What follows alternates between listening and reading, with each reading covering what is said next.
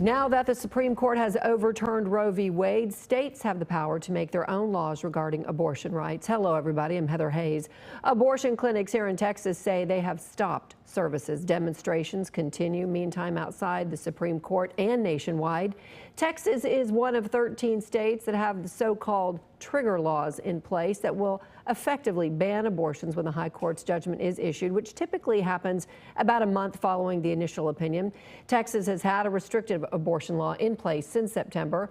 President Biden described today's ruling as an attack on women's privacy rights. Now, with Roe gone, let's be very clear. The health and life of women in this nation are now at risk. The president also called on Congress to restore Roe v. Wade abortion protections as federal law. Fox 4's Sean Rabb takes a closer look at the ruling and the Texas trigger law. Sean. And because of that trigger law, Heather, both Planned Parenthood and Whole Woman's Health immediately paused procedures this morning. And the organization that argued for abortion rights in Mississippi, the case that the court issued its ruling in, they shuddered at the decision, a first of its kind.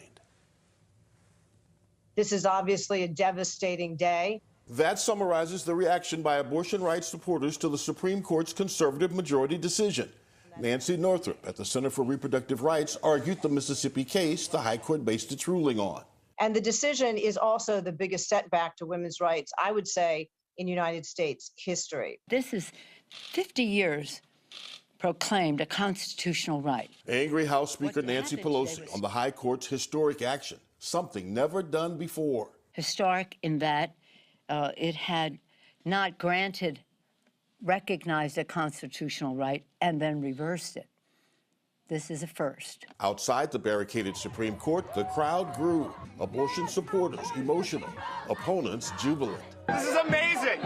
This is probably the best day of American history in my lifetime. This is incredible, and thank God for all the people who've been fighting for 50 years. The 6-3 vote leaving the abortion question to individual states. We're going to return to the pre-Roe environment where we had kind of a patchwork that loosely corresponds to the red state, blue state divides. Some 26 states across the South and Midwest are likely now to ban abortion.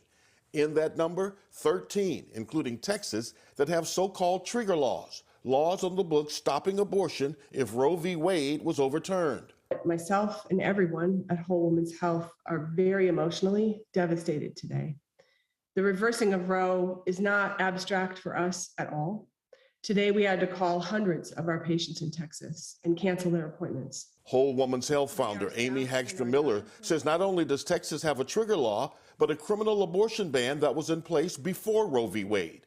Texas Attorney General Ken Paxton warning that law was never removed and could be used immediately for prosecution. Miller's not sure where her clinics stand legally. To protect our staff and to protect our patients from the hostile elected officials in Texas, we have ceased providing abortion care today. But as of today, there are no abortions being provided in the state of Texas by Whole Woman's Health clinics or anyone else. Governor Greg Abbott releasing a statement that reads in part, Texas has also prioritized supporting women's health care and expectant mothers in need to give them the necessary resources so that they can choose life for their child. Continuing, I signed laws that extended Medicaid health care coverage to 6 months postpartum and invested more than $100 million toward our Alternatives to Abortion program. The Democratic challenger for Governor Beto O'Rourke writing today, the only way to overcome today's decision is to win this race for governor. The Supreme Court has sent this back to the states, and our state's current governor has outlawed abortion, beginning at conception, with no exception for rape or incest. The majority of the Supreme Court has failed the American people. Plain and simple, they got it wrong. And the fight to bring back abortion access to Texans begins today.